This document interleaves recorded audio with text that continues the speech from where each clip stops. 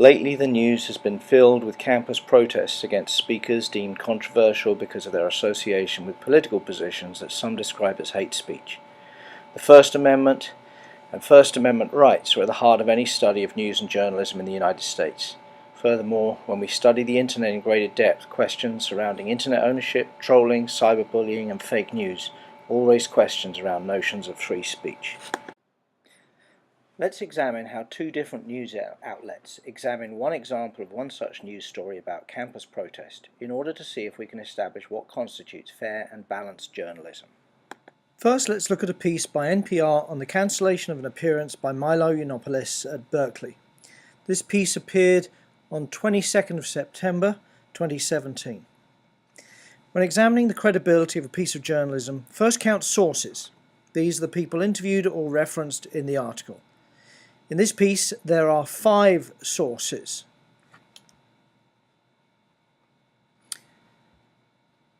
The piece has referenced the student organisers who set up and later cancelled the event, a spokesperson for Yiannopoulos, a journalist who was interviewed about the whole event, Yiannopoulos himself, and a lawyer speaking about legal protections and hate speech. Next, we might want to evaluate the quality of the sources. What is their level of expertise? Are they likely to be the most knowledgeable about the details of the events being reported? And what is the variety of perspectives? Does the report give all relevant perspectives a chance to give their side of the story? In this case, then, the level of expertise is very high. With the exception of the law scholar, these people are at the heart of the event and should be familiar with the circumstances of its organisation and subsequent cancellation. The law scholar is an expert on the legal ramifications of hate speech and the First Amendment. Information relevant to the story's wider background. How balanced are these sources? Do we get to hear from all relevant sides? The article references 3 people from the side that wanted to speak, but whose appearance was cancelled. It added contextual background from a journalist familiar with the student organisers, negatively characterising such events, and a legal scholar offering neutral assessment of the law surrounding hate speech, which supports the rights to hold such events. Furthermore, the original article quoted a scholar from the liberal-leaning think tank the Brookings Institute, and a survey they conducted which offered a conservative view of students, suggesting their understanding of the First Amendment and hate speech was somewhat ignorant.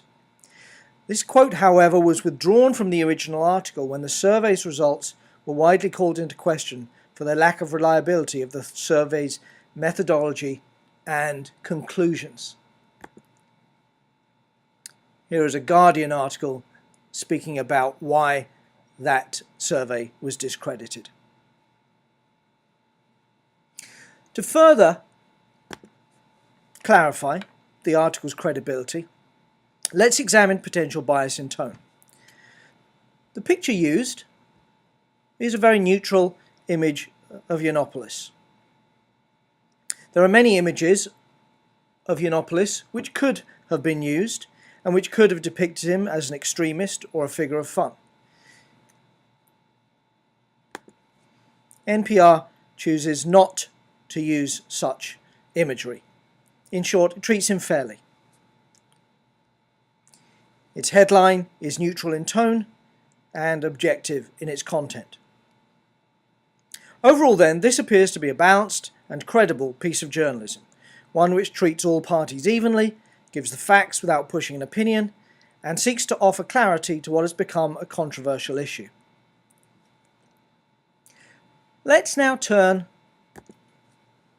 to the same story's treatment by Breitbart in a piece that appeared on the 23rd of September 2017. Breitbart sources also appear strong in their level of expertise. The Assistant Vice Chancellor of Berkeley University is quoted extensively, as is Yiannopoulos. However, Breitbart only quotes these two sources. It fails to quote any member of the student organisation that organised and later cancelled the event, and this seems a major gap, to have no quotes from the very organisation that created this story by organising this event in the first place and then cancelling it.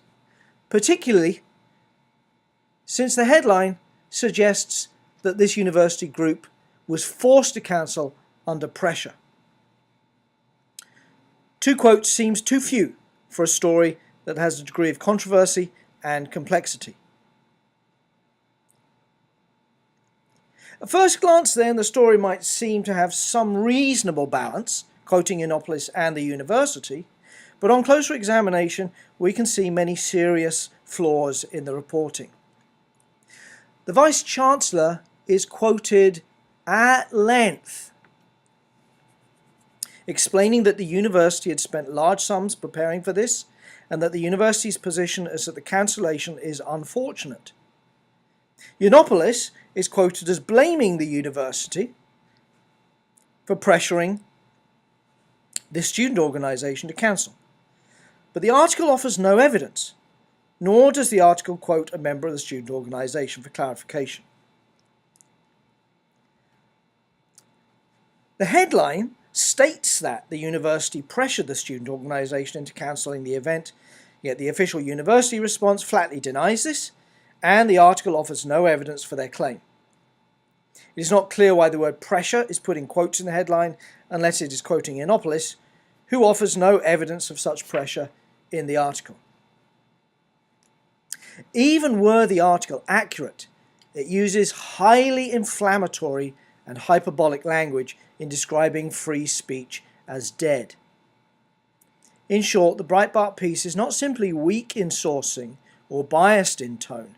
It appears to deliberately mislead its readers, offering no evidence for the highly inaccurate statements in its headline. Furthermore, its language is so inflammatory and its claims so unsupported that this piece should be categorized not as news, but as propaganda. This should matter to us. In a democracy, we have to rely on a free and fair press to give us full and accurate information on which we can act as citizens. This is particularly important when reporting on stories that are controversial and connected to recent violence. Deliberately misleading the public and stirring up negative emotions in circumstances which have led to recent violence is not simply poor journalism, but irresponsible public behaviour. Given that Breitbart operates in a country in which its rights to do this are protected by the First Amendment, it is incumbent upon us as citizens to be more vigilant and discerning in our consumption of news media, and more educated about how to spot such misleading journalism. Although analysing specific articles such as these can take a little time, with experience, citizens can come to know which news outlets they can typically trust and which seem to be weak, if not misleading, or even dangerously misrepresentative. Analyses such as this do, however, raise some important questions. The Berkman Klein Center for Internet and Society at Harvard University recently released a report indicating that during the last election, Breitbart was the most significant news source for conservative-leaning voters. These citizens are basing decisions on information gleaned from a news outlet that employs poor journalistic standards and even disguises propaganda as news content, when they could be turning to conservative-leaning news outlets that employ high standards of journalism, such as the Wall Street Journal or The Economist.